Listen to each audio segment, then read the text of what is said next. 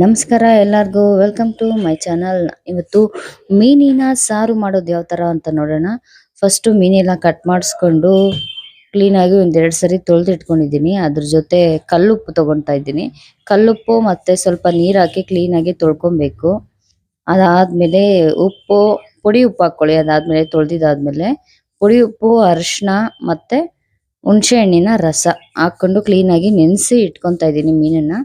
ಮತ್ತೆ ಇಲ್ಲಿ ಮಸಾಲೆ ರೆಡಿ ಮಾಡ್ಕೊಳ್ಳೋಣ. ಒಂದು ಬಾಣಲಿಗೆ ಬೆಳ್ಳುಳ್ಳಿ, ಒಂದು ಬೆಳ್ಳುಳ್ಳಿ ಪೂರ್ತಿ ತಗೊಳ್ಳಿ. ಮತ್ತೆ ಚಕ್ಕೆ ಒಂದ್ ಸ್ವಲ್ಪ, 3 ಏಲಕ್ಕಿ, ಮೆಂತೆ, ಮತ್ತೆ ಸಾಸಿವೆ, ಮೆಣಸು, ಜೀರಿಗೆ, ಮತ್ತೆ ಬ್ಯಾಡಗಿ ಮೆಣಸಿನಕಾಯಿ ಒಂದು 3 ತಗೊಂತಾ ಇದ್ದೀನಿ. ಖಾರ ಬೇಕಾದ್ರೆ ಇನ್ನು ಎಕ್ಸ್ಟ್ರಾ ತಗೊಳ್ಳಿ, ನಾನು ಖಾರ ಕಡಿಮೆ ತಗೊಂತಾ ಇದ್ದೀನಿ. ಮತ್ತೆ ಒಂದು ದೊಡ್ಡ ಈರುಳ್ಳಿ ಕಟ್ ಮಾಡ್ಕೊಂಡು ಮಸಾಲೆಗೆ ರೆಡಿ ಮಾಡ್ಕೊಂಡಿದ್ದೀನಿ.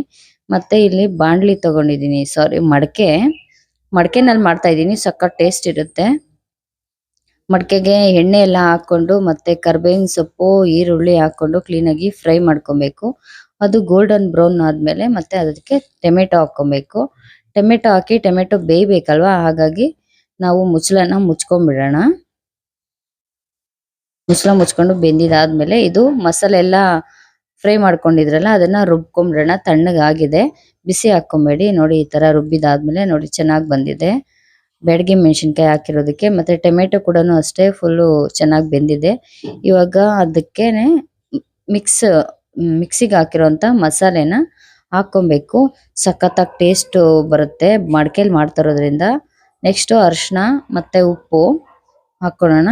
ಮತ್ತೆ ಧನಿಯಾ ಪುಡಿ 1 ಸ್ಪೂನು, ಖಾರದ ಪೌಡರ್ 1 ಸ್ಪೂನ್. ಖಾರ ಸಾಕಾಗ್ಲಿಲ್ಲ 3 ಮೆಣಸಿನ್ಕಾಯಿ ಅಂದ್ಬಿಟ್ಟು ನಾನು ಇನ್ನೊಂದ್ ಸ್ವಲ್ಪ ಹಾಕೊಂತಾ ಇದ್ದೀನಿ. ನಿಮ್ಗೆ ಬೇಕಾದ್ರೆ ಇನ್ನು ಜಾಸ್ತಿನೇ ಹಾಕೊಳ್ಳಿ. ಕೆಲವರೆಲ್ಲ ಫಿಶ್ ಸಾಂಬಾರು ತುಂಬಾ ಖಾರ ಸ್ಪೈಸಿ ತಿಂತಾರೆ, ಹಾಗಾಗಿ ಹೇಳ್ತಾ ಇದ್ದೀನಿ. ಮತ್ತೆ ನೀರ್ ಹಾಕೊಂಡು ಕ್ಲೀನ್ ಆಗಿ ಕುದಿಸ್ಕೊಬೇಕು. ಮಸಾಲೆ ಹಸಿ ವಾಸನೆ ಎಲ್ಲ ಹೋಗ್ಬೇಕು. ಹಸಿ ವಾಸನೆ ಏನಿಲ್ಲ, ಕ್ಲೀನ್ ಆಗಿ ಅದನ್ನ ಫ್ರೈ ಮಾಡಿದೀನಿ. ಇದನ್ನೆಲ್ಲಾನು ಎಣ್ಣೆಲಿ ಫ್ರೈ ಮಾಡ್ಕೊಂಡಿದೀನಿ. ನೋಡಿ ಇಲ್ಲಿ ಫಿಶ್ ನ ನೆನ್ಸಿಟ್ಕೊಂಡಿದ್ನಲ್ಲ, ಉಪ್ಪು, ಅರಿಶಿನ, ಹುಣಸೆ ಹಣ್ಣಿನ ರಸ ಇಷ್ಟರಲ್ಲಿ ನೆನ್ಸಿಟ್ಟಿದ್ದೀನಿ ಒಂದ್ 10 ನಿಮಿಷ.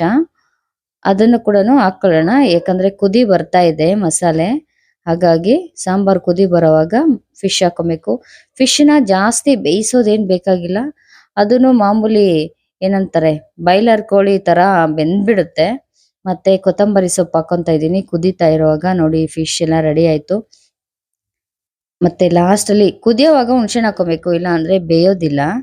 ಮೊದ್ಲೇ ಹುಣ್ಸೆಹಣ್ಣು ಸ್ವಲ್ಪ ಹಾಕಿರ್ತೀವಲ್ಲ, ಹಾಗಾಗಿ ಸ್ವಲ್ಪ ಹಾಕೊಂತ ಇದ್ದೀನಿ. ನೋಡಿ ಚೆನ್ನಾಗಿ ಬೆಂದಿದೆ ಫಿಶ್.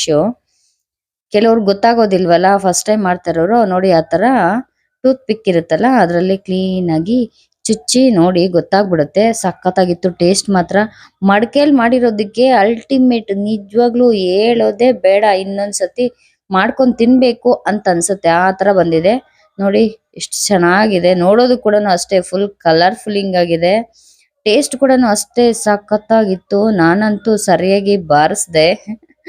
ತುಂಬಾನೇ ಚೆನ್ನಾಗಿತ್ತು. ಬಿಸಿ ಬಿಸಿ ಅನ್ನಕ್ಕೆ ಚೆನ್ನಾಗಿರುತ್ತಿದ್ದು, ಮುದ್ದೆಗೆ ಚೆನ್ನಾಗಿರೋದಿಲ್ಲ, ರೈಸ್ ಚೆನ್ನಾಗಿರುತ್ತೆ. ರೈಸು ಮಾಡ್ಕೊಂಡು ಅದ್ರಲ್ಲೂ ಕೆಂಪಕ್ಕಿ ಅನ್ನ ಮಾಡ್ಕೊಂಡು ತಿಂದ್ರೆ ಇನ್ನೂ ಸಖತ್ತಾಗಿರುತ್ತೆ. ಈರುಳ್ಳಿ ನಂಚ್ಕೊಂಡು ಫಿಶ್ ತಿಂತಾ ಇದ್ರೆ ಸಖತ್ತಾಗಿ ಬೆಂದಿದೆ. ನೋಡಿ ಇಲ್ಲಿ ತುಂಬಾ ಬಿಸಿ ಇದೆ, ಕ್ಲೀನ್ ಆಗಿ ಬೆಂದೋಗಿದೆ. ನೋಡಿ ಸಖತ್ತಾಗಿ ಟೇಸ್ಟ್ ಇದೆ. ಯಾವಾಗೂ ಫ್ರೈ ಮಾಡ್ಕೊಂಡು ತಿನ್ನೋರು ಇದೊಂದ್ಸರಿ ಟ್ರೈ ಮಾಡಿ, ಸಖತ್ತಾಗಿರುತ್ತೆ ಟೇಸ್ಟ್ ಮಾತ್ರ. ಮತ್ತೆ ಕಮೆಂಟ್ ಮಾಡಿ, ನನ್ನ ಚಾನಲ್ನ ಸಬ್ಸ್ಕ್ರೈಬ್ ಮಾಡೋದನ್ನ ಮರಿಬೇಡಿ ಗಾಯ್ಸ್. ಕಮೆಂಟ್ ಕೂಡ ಮಾಡಿ, ಸಬ್ಸ್ಕ್ರೈಬ್ ಮಾಡ್ಕೊಳ್ಳಿ. Thank you so much. Follow ಮಾಡಿ, ಶೇರ್ ಮಾಡಿ. ಥ್ಯಾಂಕ್ ಯು ವಿಡಿಯೋ ನೋಡಿದ್ದಕ್ಕೆ. ಹೀಗೆ ಸಪೋರ್ಟ್ ಮಾಡಿ.